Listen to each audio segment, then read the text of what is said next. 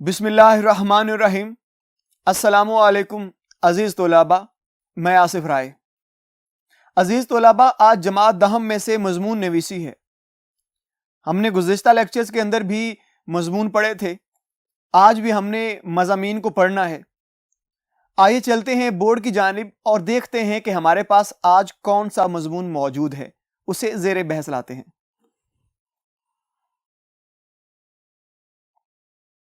جی عزیز طلباء، آج ہمارے پاس مضمون ہے عیادت مریض۔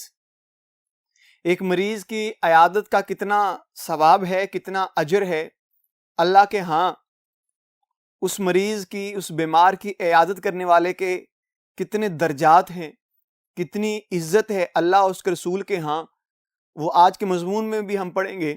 لیکن حقیقت میں ہمیں یہ معلوم ہونا چاہیے کہ عیادت مریض ایک بہت بڑی نیکی ہے، کیونکہ عیادت کرنا، کسی کی تیمارداری کرنا، یہ ایک نیکی ہے اور عظیم اعمال میں سے ایک عمل ہے۔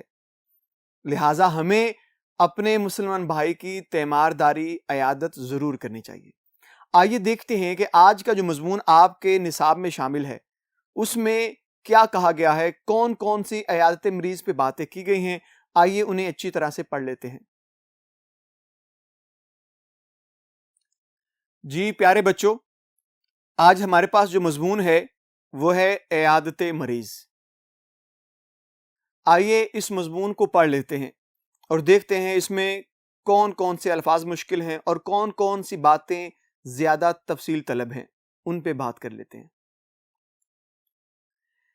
صحت اور بیماری ساتھ ساتھ ہیں، یعنی کہ انسان کے ساتھ دو چیزیں تو لازمی ہیں، ایک بیماری اور ایک صحت۔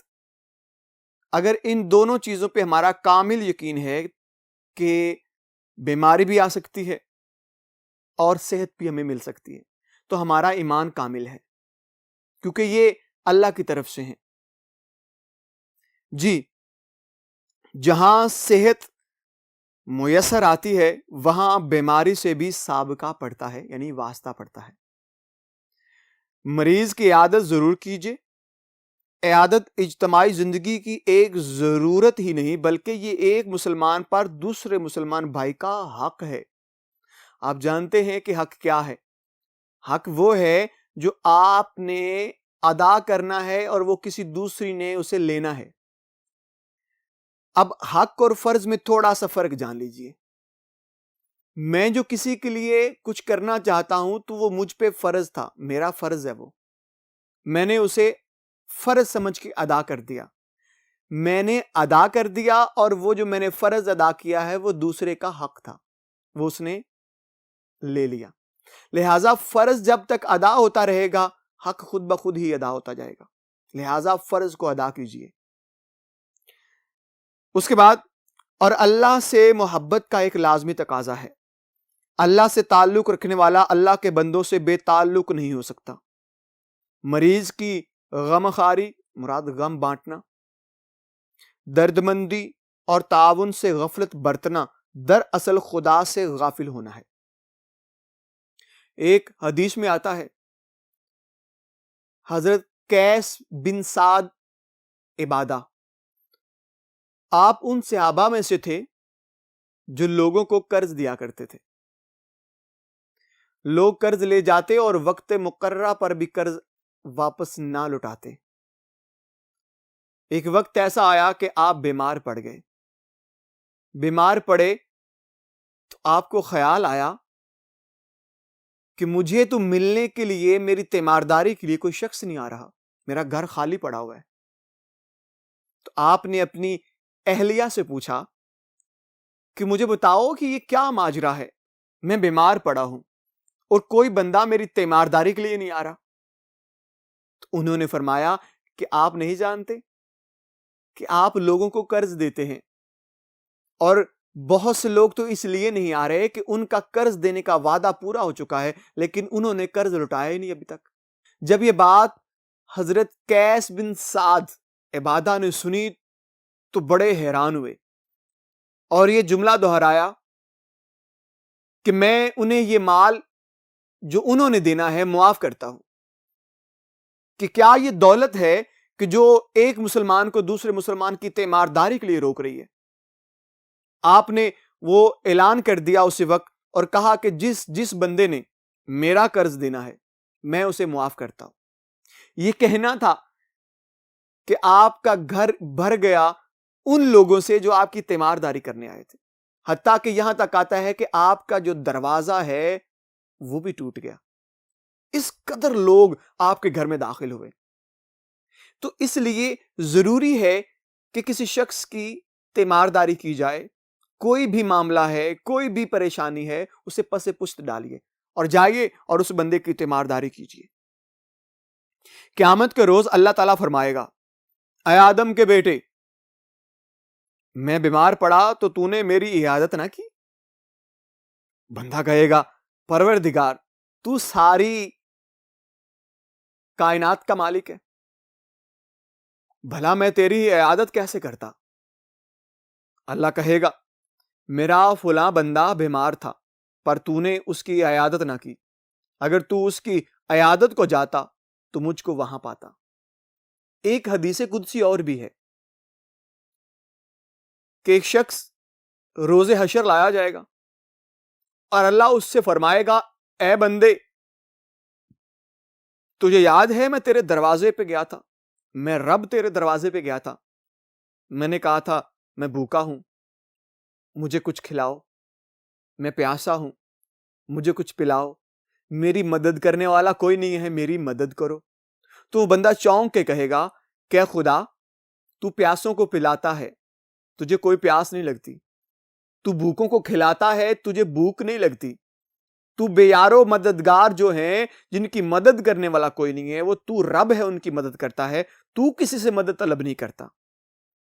تو وہ اس سوال پہ اللہ تعالیٰ فرمائے گا، اے بندے، جو بندہ تیرے در پہ گیا تھا وہ اکیلا نہیں تھا، اس کے ساتھ ایک ذات اور تھی اور وہ میں رب تھا. لہذا کوشش کیجئے کہ جب بھی کسی بیمار کی عیادت کرنے جائیں تو یہ خیال کیجئے کہ وہ جو ذات ہے جس کی عیادت کرنے جا رہا ہوں وہ اکیلا نہیں ہے، اس کے ساتھ اس کا رب ہے. تو لہذا کسی دوسرے کی عیادت کرنا، اس کے گھر جانا، اس کی تیمارداری کرنا، یہ سنت رسول بھی ہے. حضور نے بھی اپنی زندگی میں اسی طرح سے کیا. میرا فلاں بندہ بیمار تھا، تو نے اس کی عیادت نہ کی، اگر تو اس کی عیادت کو جاتا تو مجھ کو وہاں پاتا. مریض کی عیادت تندرستوں پر واجب ہے، اور آپ کو پتہ واجب جو ہے وہ ضروری ہے. جب آپ مریض کی عیادت کو جائیں تو مریض کے ساتھ ہمدردی کا اظہار کیجیے، تشفی آمیز کلمات سے اس کے دل کو خوش کیجیے، اس کی طبیعت کا حال پوچھیے اور تسلی کی باتیں کرتے ہوئے یہ بھی کہیے کہ خدا نے چاہا تو آپ جلد صحتیاب ہو جائیں گے. دوا پیو اور التزام کے ساتھ پیو، یعنی پوری باقاعدگی کے ساتھ اور یقین کے ساتھ پیو. پرہیز کرو، جو غذا حکیم یا ڈاکٹر بتائے وہی ٹھیک ہے. یعنی کہ جب آپ میری مریض کے پاس جائیں تو اسے ہمیشہ ایسے کلمات کہیں جس سے اس کی تسلی بڑھے، اس کی بیماری کم ہو، اس کی نکاہت کم ہو جائے. یہ نہ ہو کہ آپ جو الفاظ کہیں وہ پہلے بیمار ہے وہ اور پریشان ہو جائے. مریض کے سرہانے زیادہ دیر تک نہ بیٹھیے اور نہ شور و غل کیجیے. ہاں، اگر مریض آپ سے کچھ دیر بیٹھنے کا تقاضا کرے تو کچھ دیر ضرور بیٹھیے. مریض کے متعلقین سے، یعنی جو اس کے رشتہ دار ہیں، سے بھی مریض کا حال پوچھیے اور ہمدردی کا اظہار کیجیے. آپ جو خدمت اور تعاون کر سکتے ہیں ضرور کریں. غیر مسلم کی عیادت بھی کرنی چاہیے اور اسے بھی تسلی و تشفی کی باتوں سے خوش کیجیے. دوا یا غذا جس کی اسے ضرورت ہو اس کے حصول میں اس کی مدد کیجیے. یہی چیز معاشرے کی جان ہے.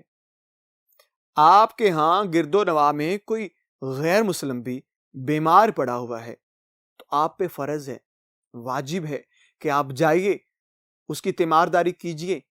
اس کو پیسوں کی ضرورت ہے، اس کو پیسے دیجیے. اس کو دواؤں کی ضرورت ہے، آپ جانتے ہیں کہ آپ ادا کر سکتے ہیں، اس کو کوئی دوا لے کر اسے دوا دے دیجیے. اس کے پاس بیٹھیے، اس کی تیمارداری کیجیے. اور یہ معاملہ رہے گا اس طرح سے تو معاشرہ بہت خوبصورت بن جائے گا. معاشرے کے اندر جو انتشار ہے، جو تنگ نظری ہے، جو قدورتیں ہیں، جو نفرتیں ہیں، وہ دم توڑ جائیں گی۔ مریض کے گھر عیادت کے لیے پہنچے تو ادھر ادھر تاکتے نہ رہیے۔ آپ کے بیٹھنے سے گھر کی خواتین کو تکلیف نہ ہو کہ وہ بیچاری پردہ کرتی پھریں۔ بہرحال آپ کو چاہیے آپ بیمار کی عیادت ضرور کریں، مگر اہل خانہ کو تکلیف نہ دیں، نہ اونچی آواز سے باتیں کریں۔ بیمار کے لیے اللہ تعالیٰ سے بھی دعا کریں۔ موسم کا میوہ بھی کبھی کبھی مریض کے لیے لے جایا کریں، تاکہ وہ آپ کے خلوص کا معترف ہونے کے ساتھ آپ کے لیے دعا بھی کرے۔ جی پیارے بچوں، یہ تو تھا ہمارا آج کا مضمون، عیادت مریض۔ ہم نے اسے اچھی طرح سے پڑھ لیا ہے، ہم نے جتنے بھی اس کے مشکل الفاظ کے معنی تھے انہیں بھی ساتھ ساتھ کیا ہے، اور کوشش کی گئی ہے کہ اس مضمون سے ہٹ کے بھی چند باتیں ایسی کی جائیں جو آپ کے مضمون تحریر کرنے میں آپ کا ساتھ دیں۔ ایک دو احادیث کے لحاظ سے بھی باتیں کی گئیں تاکہ آپ کو ان سے بھی آسانی میسر آئے اور آپ اپنے مضمون کو طوالت دے سکیں۔ اس کے علاوہ بھی آپ کے پاس کوئی حدیث ہے، کوئی شعر ہے، کوئی قول ہے اس کے لحاظ سے، تو آپ اس کو بھی استعمال کر سکتے ہیں اس مضمون میں۔ امید کرتا ہوں کہ آپ کو آج کا لیکچر اچھی طرح سے سمجھ آیا ہوگا اور آپ نے ازبر کر لیا ہوگا۔ انشاءاللہ اگلے لیکچر میں ایک نئے مضمون کے ساتھ حاضر ہوں گے۔ تب تک کے لیے مجھے اجازت دیجیے گا۔ اللہ حافظ۔